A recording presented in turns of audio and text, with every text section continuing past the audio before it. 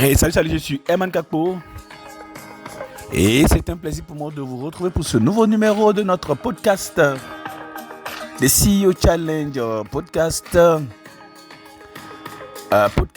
épisode numéro 60 du genre. Très heureux de savoir que nous avons déjà passé pratiquement 3 mois ensemble. Dans ce podcast, The CEO Challenge podcast essentiellement dédié aux dirigeants d'entreprise, ceux qui se challengent à chaque fois pour pouvoir prendre une entreprise, une grande entreprise du 21e siècle, et créer les conditions de son développement, de sa croissance, de sa bonne gestion au quotidien et finir par atteindre les objectifs stratégiques dans le court, moyen, long terme.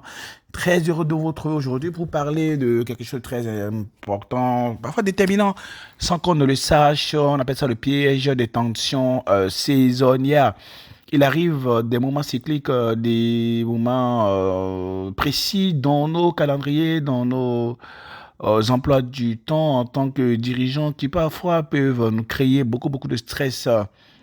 La dernière fois, en démarrant une séance de coaching avec un DFC, un directeur financier et comptable d'une entreprise, je lui demande, alors, comment ça va, comment vont les choses depuis la dernière fois qu'on s'est vu? Il me répond, tiens, j'ai un peu de calme avant que la période des budgets ne démarre. Et chez toi, je lui ai dit, écoute, moi, je vais super bien. On déroule les plans comme prévu, les tendances sont bonnes. Il ne m'a pas attendu me plaindre ni évoquer la période donc, du coup des budgets, la période, on va dire, des tensions saisonnières. Il reprit, n'avez-vous pas des périodes budgétaires? Non, on démarre en juillet. Je lui précisé, si, mais on démarre en août. Et c'est pas quelque chose de particulier, c'est du business as usual. En tout cas, ce n'est pas plus particulier ni plus déterminant que les objectifs stratégiques que nous travaillons à atteindre. Il a dit oui, c'est vrai. Mais vous, comment est-ce que vous faites? En fait, je lui ai dit entre-temps que c'est parce qu'il fait du budget une période plus exceptionnelle que la mise en œuvre du plan stratégique. Comment le budget ou les audits peuvent être plus importants et déterminants que le fait de mettre en œuvre le plan stratégique en tant que tel? Le budget est quelque chose d'accessoire. Le budget est quelque chose de réglementaire.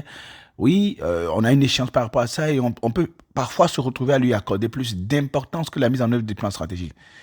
Et c'est comme lorsqu'on passe le mois de janvier, février, mars à affiner les clôtures de compte de l'année écoulée, à ne pas s'occuper des plans de l'année en cours, à s'étouffer, à préparer les missions des commissions de compte, les comités d'audit et la situation du conseil d'administration au point de se retrouver tellement extingué et qu'on n'a même pas la force donc, du coup de pouvoir atteindre les objectifs, qu'on est obligé par exemple de prendre quelques jours de repos pendant que la mise en œuvre des plans stratégiques est en retard.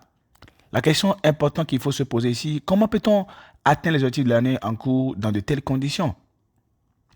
Pourquoi est-ce que nous sommes victimes, on va dire, du piège des tensions et des échéances saisonnières? Parce que cela crée plus d'adrénaline et cette adrénaline qui ça crée, ça fait du bien à ceux qui sont des débutants, des inexpérimentés. Ils ont l'impression de faire quelque chose d'extraordinaire.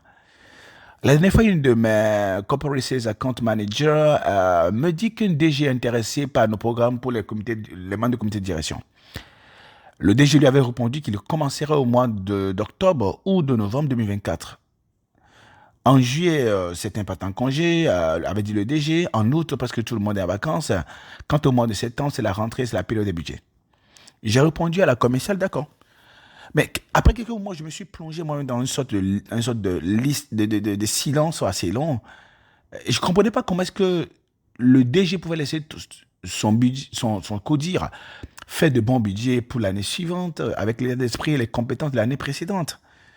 Et je n'avais pas compris comment est-ce que la formation peut devenir moins importante que le budget. Comment on peut dégager du temps pour faire les budgets, mais on ne dégage pas du temps pour se former, pour monter en compétence de manière à être capable de pouvoir optimiser l'organisation, de la mettre sur, de créer les conditions pour que l'organisation puisse atteindre ses objectifs stratégiques.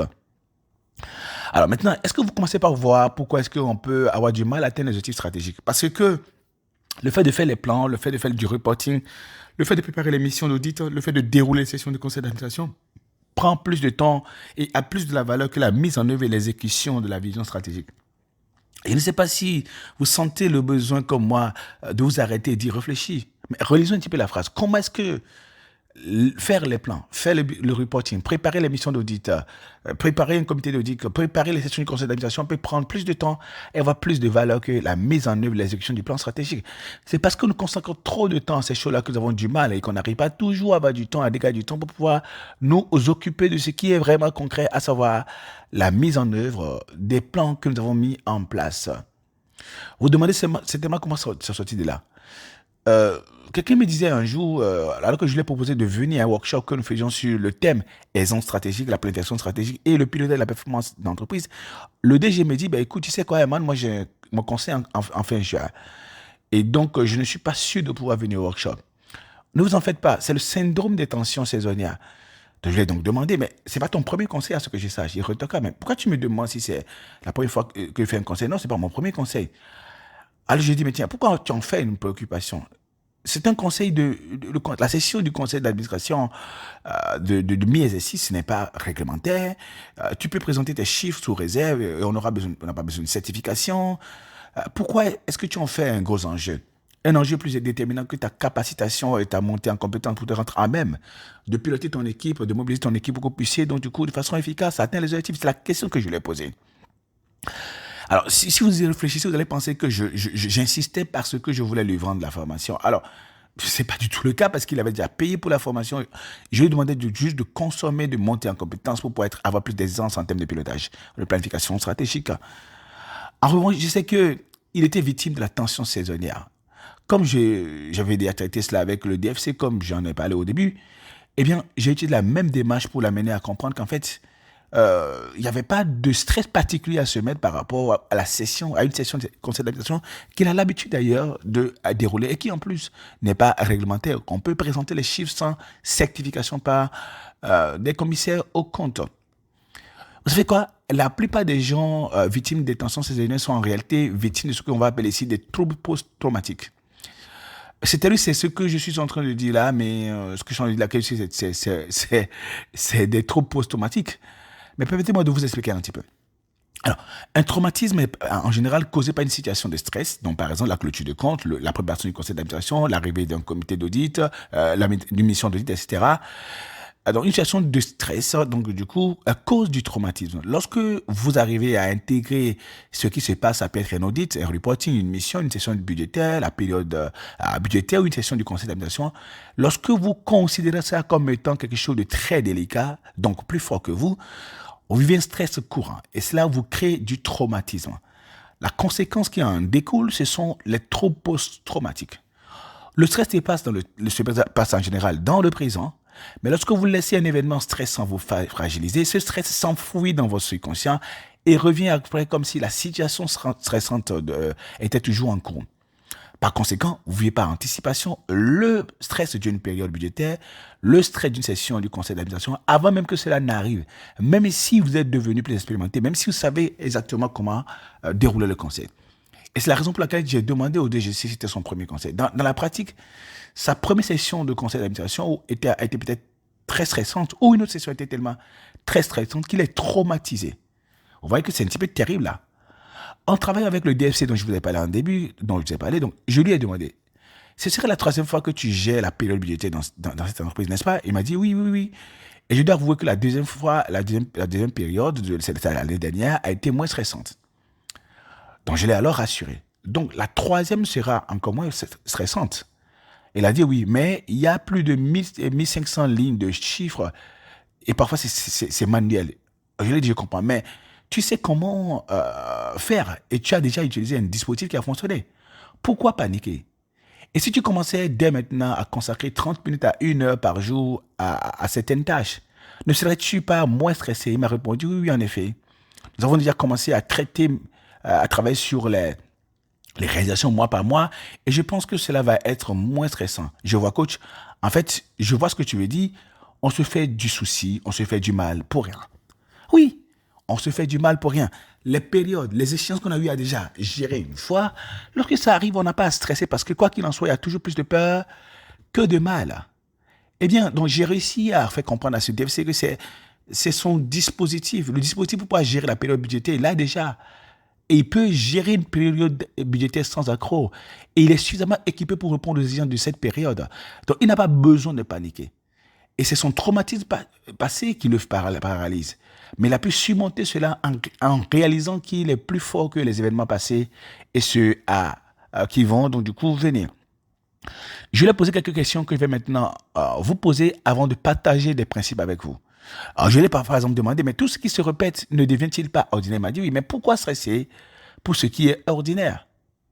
Qu'est-ce qui explique tes paniques face à des échéances critiques et habituelles? Si tu étudies les attentes spécifiques et optimises ton dispositif pour les anticiper, les gérer, n'aurais-tu pas moins d'appréhension? Il m'a dit oui. Donc, si tu crains que ton dispositif ne soit pas adéquat, qu'est-ce que tu dois faire pour éliminer cette peur et ces appréhensions? Optimiser le dispositif, n'est-ce pas?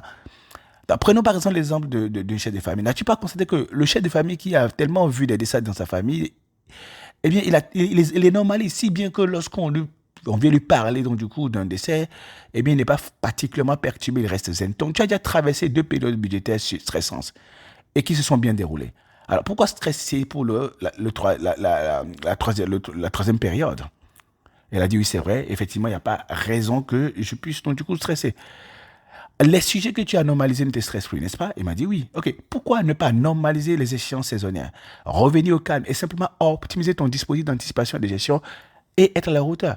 Pourquoi? Parce que normaliser ne signifie pas être résigné, mais accepter que ce soit ton domaine et que tu peux gérer cela efficacement pour ne pas être plus fragile que cela. Et ça te permettra de garder l'esprit hautement élevé et ne pas, n'est-ce pas, tomber dans le stress inutile. Donc, qu'est-ce que tu dois décider de normaliser? Et comment optimiser ton dispositif pour le prendre en charge de façon efficace? Il dit, je dois normaliser la période budgétaire parce que ça vient chaque année, parce que c'est récurrent, parce que j'ai le dispositif pour. Pour finir, j'ai partagé avec lui quelques principes que je vais partager ici avec vous. En réalité, tout ce qui se répète devient ordinaire.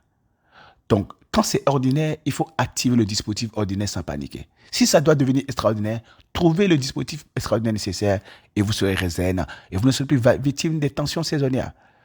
Lorsqu'on a des appréhensions face à des sciences critiques, il faut identifier les attentes spécifiques et critiques, adapter et améliorer son dispositif et la tension diminuera automatiquement. Le niveau de puissance des chocs dépend de notre dispositif mental, émotionnel, technique, technologique et humain. En élevant nos dispositifs, en optimisant nos dispositifs des sujets et des chocs critiques, on est moins affecté par les chocs ordinaires, donc moins stressé et moins traumatisé. Si quelque chose devient donc du coup récurrent, il faut réguler et optimiser votre dispositif pour le dépasser et cela ne vous perturbera plus.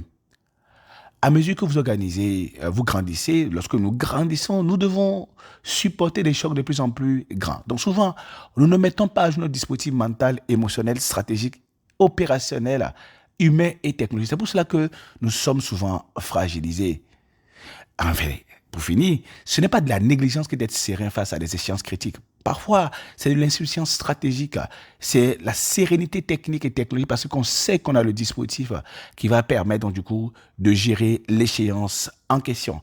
Donc, il n'y a pas besoin particulièrement de stresser. Il faut optimiser son dispositif, huiler son dispositif, éprouver son dispositif, et le stress ne sera plus au rendez-vous. Allez, j'espère que vous cesserez de paniquer inutilement. Vous êtes plus fort et vous pouvez devenir plus fort et que ce qui s'est déjà passé ou risque de se passer. Donc, tout ce que vous avez à faire, c'est d'optimiser votre dispositif de prise en charge et c'est tout. Et vous ne paniquerez plus par rapport à des échéances qui arrivent. Allez, j'espère que vous allez normaliser les échéances maintenant et ne plus paniquer. J'étais très heureux d'avoir été avec vous. On se dit à demain pour un nouveau numéro de votre podcast, SEO Challenge Podcast. Bye bye.